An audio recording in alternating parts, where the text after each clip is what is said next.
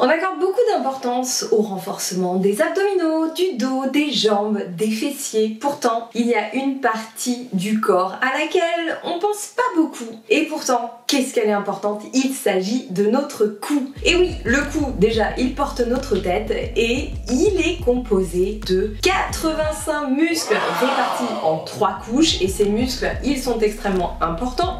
Sauf que, malheureusement, et à cause de nos postures quotidiennes, évidemment, particulièrement la sédentarité, les heures que l'on passe face à un écran ou la tête penchée sur un poste de travail, ça crée des tensions, des déséquilibres et il y a une bonne partie de ces muscles qui sont tout simplement partis en vacances. Alors dans cette vidéo, je vais vous donner quelques exercices qui vous prendront juste quelques minutes par jour pour renforcer, mobiliser les muscles de votre cou, vous apporter du bien-être si vous subissez des tensions, notamment au niveau de la nuque, si celle-ci vous donne des maux de tête, mais également si vous avez des difficultés à tenir votre tête en faisant des abdominaux. Mais avant de commencer, je me présente, moi c'est Amandine, je suis coach sportive, diplômée d'État, et je suis ici pour partager avec vous un maximum de conseils, d'exercices pratiques qui puissent vous aider à prendre soin de votre forme, de votre santé et à améliorer votre bien-être quotidien, quel que soit votre âge et quel que soit votre niveau. D'ailleurs, j'en profite pour vous dire que là,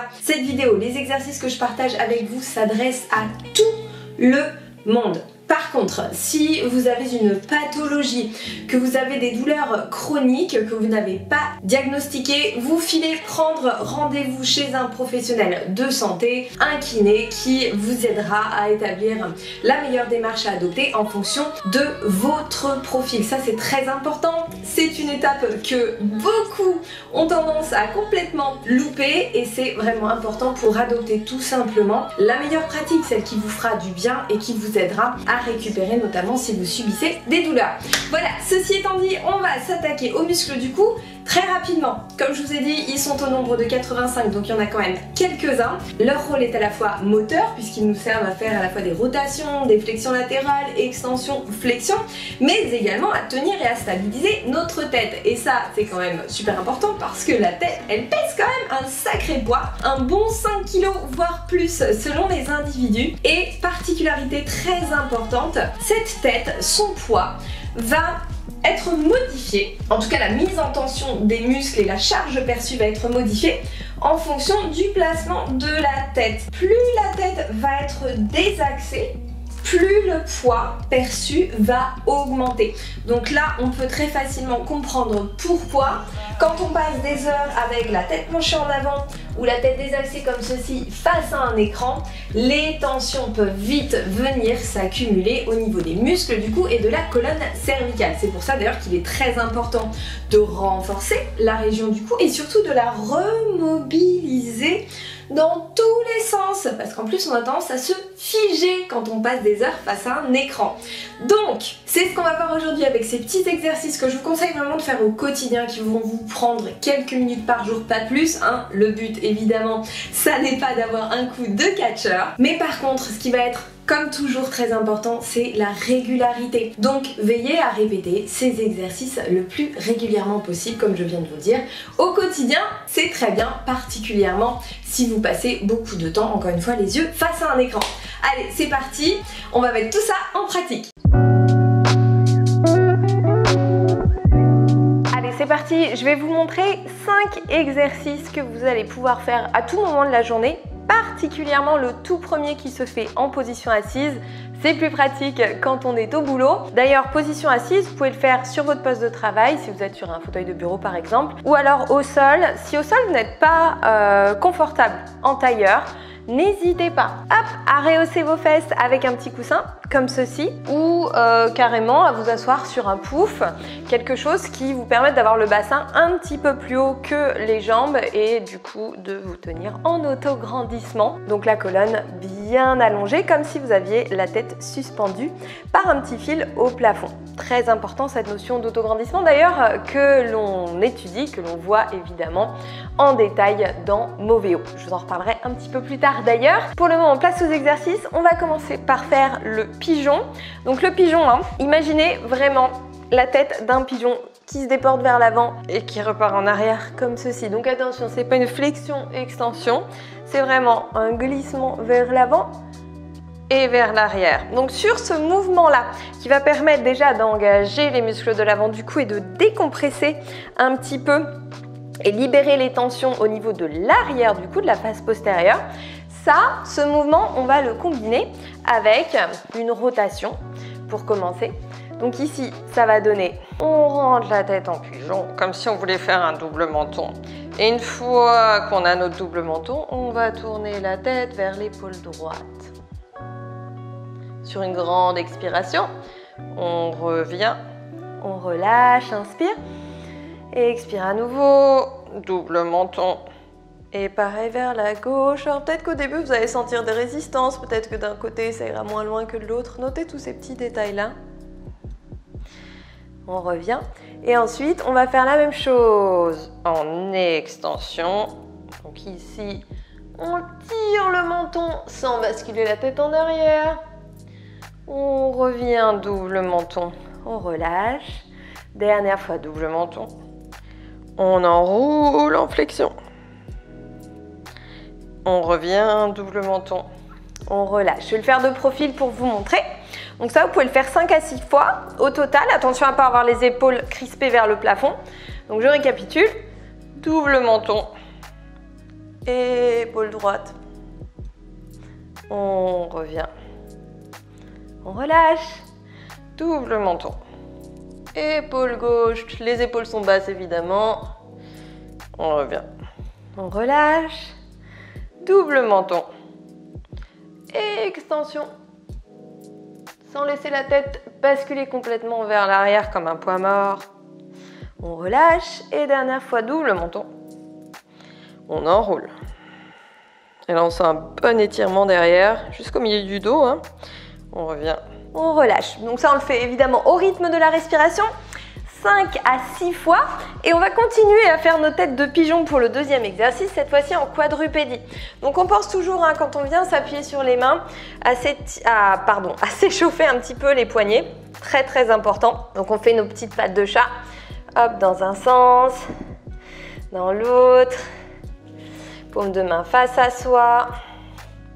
Donc ça, encore une fois, c'est tout un tas de choses qu'on voit vraiment en détail, qu'on développe beaucoup dans Moveo, cet échauffement des poignets qui est très important quand on vient s'appuyer sur les mains, même sur des appuis très simples comme ça en quadrupédie.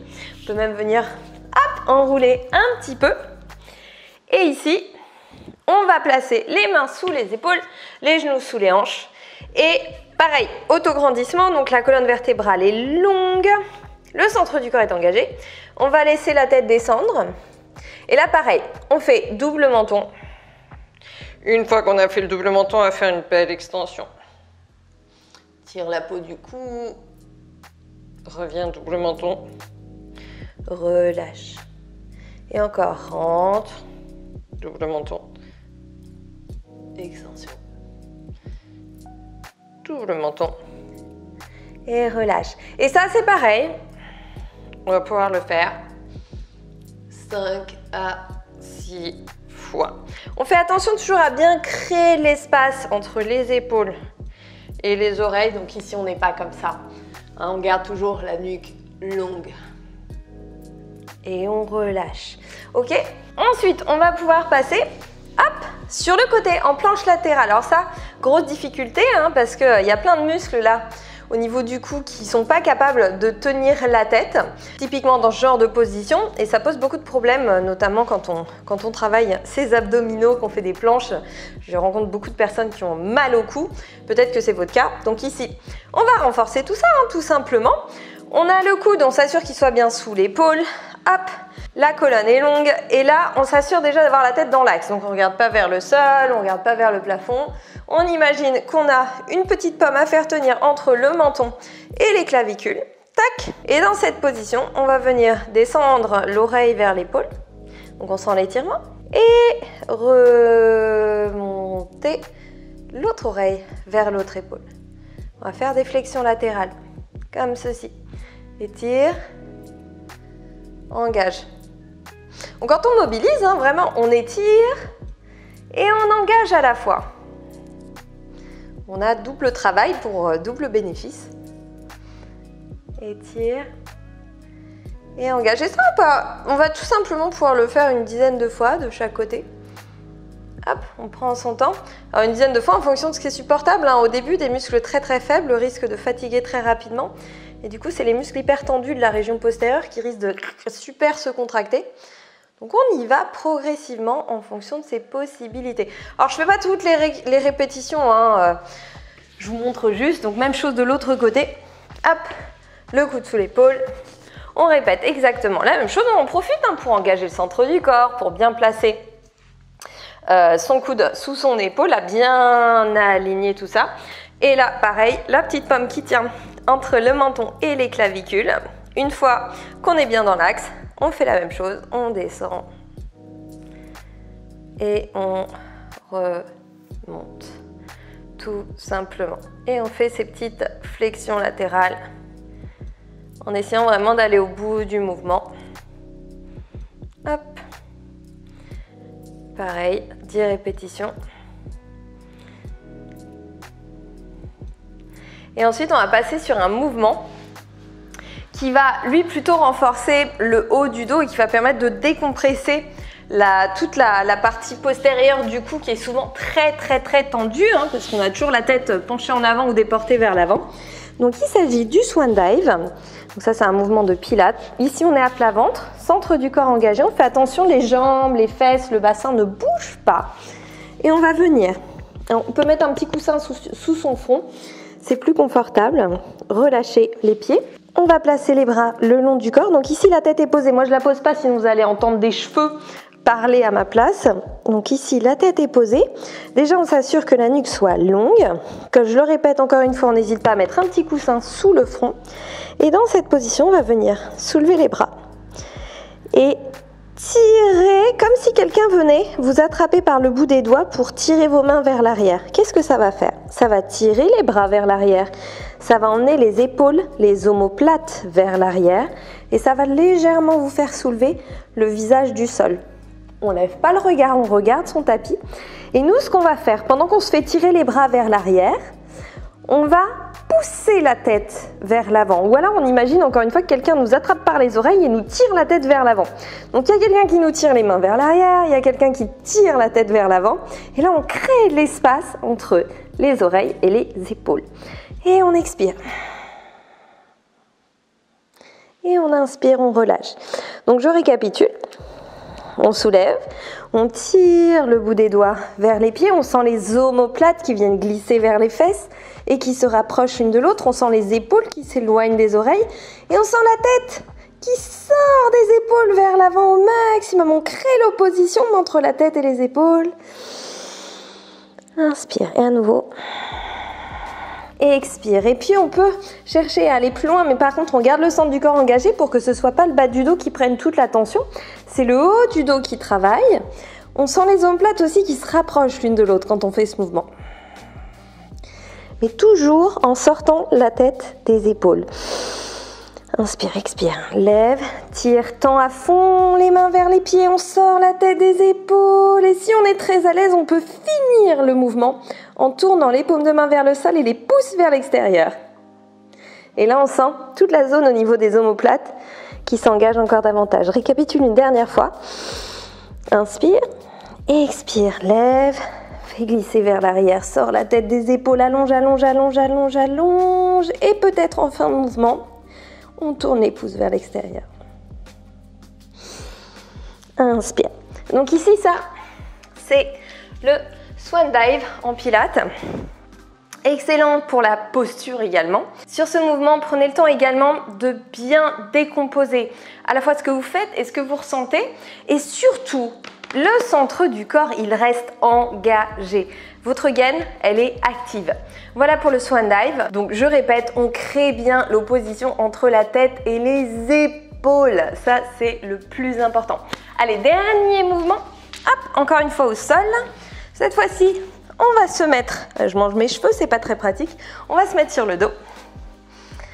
Les pieds à plat au sol, comme si on allait faire des crunchs, sauf qu'on va pas faire des crunchs. Ou alors on peut appeler ça des crunchs du cou, parce que c'est exactement la même chose, mais un petit peu plus haut. Ici, on va pas soulever les épaules. on va juste soulever la tête. Donc ce que l'on va faire, c'est qu'on va rentrer le menton, regarder devant soi et retenir. On peut tenir 3 respirations. La tête est loin des épaules, attention. Et une fois qu'on a fait nos 3 respirations, on redescend. Alors peut-être qu'au début, 3 respirations, ça va faire trop. Donc on n'hésite pas à commencer par une expiration. On expire, on enroule. On inspire, on redescend. Là, ce que je veux vraiment, c'est que vous appreniez, que vous réappreniez à engager volontairement les muscles de l'avant du cou qui viennent faire cette flexion et qui sont capables de maintenir la tête. Voilà, ça vous évitera d'accumuler les tensions sur l'arrière du cou et du coup d'avoir super mal quand vous faites des mouvements de hollow en pilates notamment. Alors ici, donc pareil, on fait... de toute façon, je vous remets sur l'écran le nombre de répétitions. Comme ça, vous saurez à peu près quoi faire, quelle fourchette faire. Ici, on a une petite astuce éventuellement au début pour aider à connecter, à engager les muscles de l'avant du cou. Pourquoi? Parce que les muscles, quand ils ne sont pas utilisés par le corps, c'est un petit peu comme des branchements. Le corps va choisir de brancher plus ou moins abondamment des muscles qui sont très utilisés, dont il a besoin au quotidien. Des muscles qui sont quasiment pas sollicités, là par exemple les muscles de l'avant du cou, on peut s'imaginer qu'ils sont complètement débranchés. C'est-à-dire que le cerveau, il a enlevé les branchements parce que de toute façon, ça servait à rien, donc plutôt que de bouffer de l'énergie pour rien, il n'a pas mis les branchements. Là, nous, on a des branchements à recréer. Et des fois, pour établir le réseau, il faut pousser un petit peu plus. C'est pour ça que le travail régulier est très important parce que c'est comme ça que ce réseau s'établit. Mais on peut utiliser des petites aides et là en l'occurrence ça va être la langue qui va venir, en fait le bout de la langue se plaquer, on va plaquer le bout de la langue contre les incisives et contre le palais. Donc la bouche est fermée, je ne peux pas vous le montrer parce que sinon j'aurais la bouche ouverte, mais la bouche est fermée et là vous pouvez le faire pendant que je vous l'explique, vous allez plaquer votre langue contre vos incisives et contre le palais. Et quand on fait ce mouvement sur une flexion ici cervicale, on va aider à activer les muscles de l'avant du cou. Donc on ouvre la voie pour que les branchements, tout simplement, les connexions se refassent plus facilement.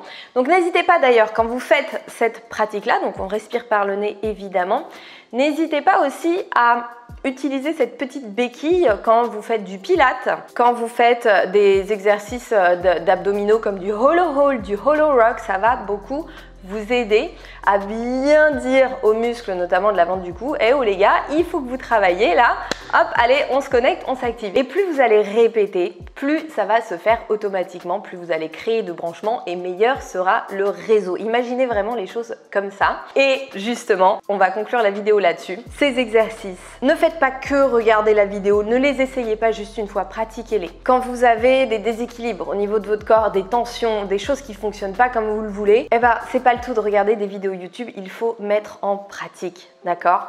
Donc c'est vraiment sur la régularité et surtout sur le temps que vous allez progresser, que vous allez évoluer. Et là, cette petite routine, ces petits exercices vont vous prendre juste quelques minutes par jour et vont vous permettre à la fois d'améliorer votre posture, d'améliorer votre bien-être en soulageant des tensions que vous pourriez ressentir, notamment sur la région postérieure du cou, et puis aussi d'améliorer l'efficacité de mouvements que vous pourriez faire par exemple en pilates ou même en yoga ou en renforcement musculaire classique pour la sangle abdominale. Voilà, très important, donc on pense à le faire et pas juste une fois après avoir regardé cette vidéo, mais régulièrement. C'est la clé de la progression. Voilà, j'espère en tout cas que cette vidéo vous sera utile, qu'elle vous a plu. Venez me le dire en commentaire. Et puis évidemment, on pense à s'abonner. Déjà, ça permet de soutenir mon travail. Et puis, ça vous permettra aussi de ne pas louper les prochaines vidéos. J'ai plein de contenus utiles encore à partager avec vous. D'ailleurs, si vous avez des suggestions, des envies, des choses que vous voudriez voir, apprendre sur cette chaîne, vous me le dites par ici. Allez, je vous souhaite une bonne pratique. On se met au boulot. Je vous fais des gros bisous. Et je vous dis à très vite pour une nouvelle vidéo.